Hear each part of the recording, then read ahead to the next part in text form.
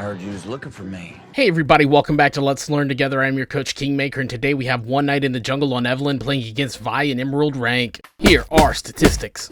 These are statistics courtesy of counterstats.net. Let's get ready to rumble! I am so sorry. With Evelynn, I'm okay with you dropping the blue ward. However, I'd like to see you go back to base and swap to sweeper before going to red buff.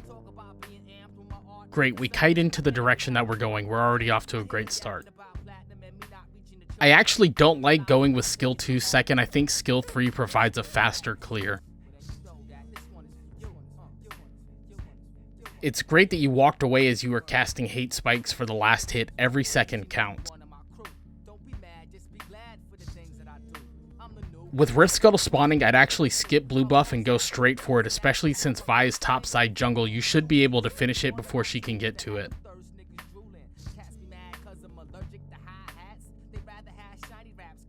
So we can test Scuttle Crab and we get collapsed on by the enemy team. Had you gone there first instead of blue, I think we get it. And you also have to look at your team in comparison to theirs. We have a Varus and Ezreal, both are poke champions that can't contest objectives early without having a front line. I'm actually tilted that Vi didn't kite this into the brush knowing that you just showed on the map. This is a huge swing back in our favor. I'd like to see you gank mid lane next. When you start ganking, I'd like to see you come from an above the wall, not from river. I have no idea why Vi didn't take the Rift Scuttler, but I can't complain that we got it. We do not want to fight this Draven head on. Remember, we are a flanking assassin, not a fighter. Flank, don't fight. At this point, personally, I would have backed off and got ready for the objective. Varus is really low. This is a beautiful example of flanking. Good job. With Nami coming back and Draven being dead, I'd actually ping to go to Dragon. Go to Dragon, she's too low to contest. So this Vi is actually trolling.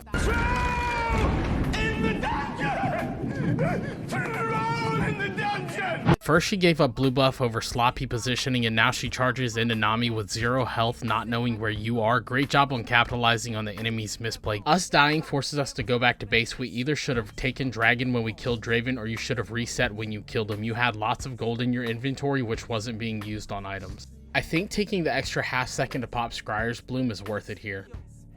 I'm actually looking at breaking this bot lane tower since it's on half HP and forces the enemies to respawn and pull away from the dragon. I absolutely love your aggression here. It forces the enemies to make a decision and puts them on the back foot. I'd like to see more junglers play like this. I'm not sure why Malphite is here or used his ultimate, but that's a huge team fight cooldown being gone. I'd reset and look to start Dragon, especially since Thresh is now free to join us.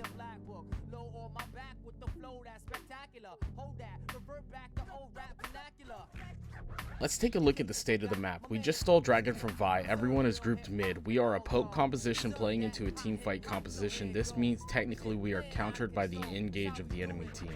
Let's continue to focus on objectives and allow Ezreal and Varus to poke down the enemy team. For your play, I'd say you've been playing exceptionally well this match. Since you're going to be hovering Thresh, this isn't a good spot to ward. I'd ward the brush closest to mid lane tier 2 tower. This way you can spot people on the rotation. If you're not familiar with what brush I'm talking about, check out my mid lane vision guide. This is great that we almost got the tower. Just remember, every second that we're here, we're not doing what Evelynn was built to do, which is exerting pressure on the rest of the map by not knowing where she is. So Thresh gets a pick onto Fiora. This pretty much guarantees us the Rift Herald and the bottom lane inhibitor turret, which pretty much guarantees us free dragons as long as we manage to rotate and keep pressure up.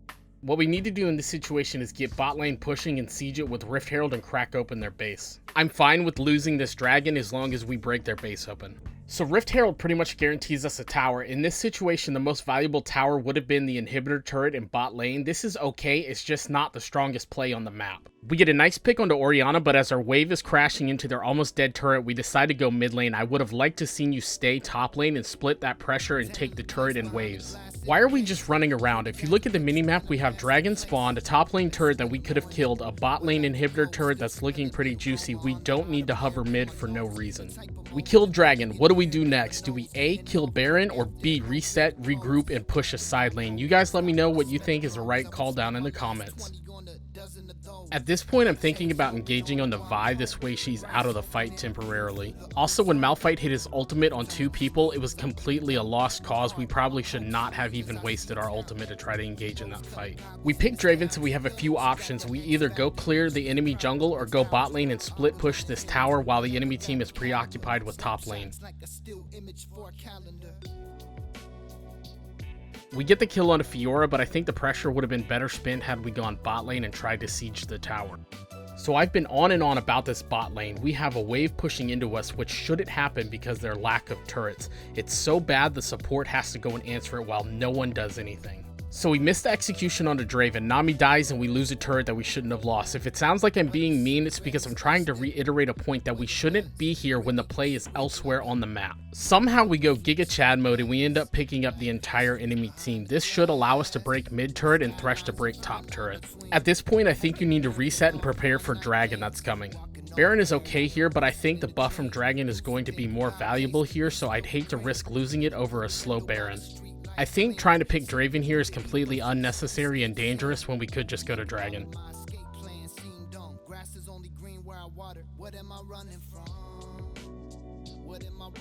We get the kill, but we blow Flash, Stasis, and our ultimate. I don't think that value was worth it. All in all, I think this was a solid game. You clearly know this champion very well, you understand how to flank, and you're very aggressive when it comes to counter jungling. I'd say just learning to read the map better would benefit you immensely. I think we glossed over the bot lane tower that should have been dead from the second Rift Herald, and it would have closed this game out much quicker than Thresh split pushing down top lane. If you're still here and you found this content valuable, go ahead and hit the like and subscribe button. We're about 5 subscribers off from hitting 600.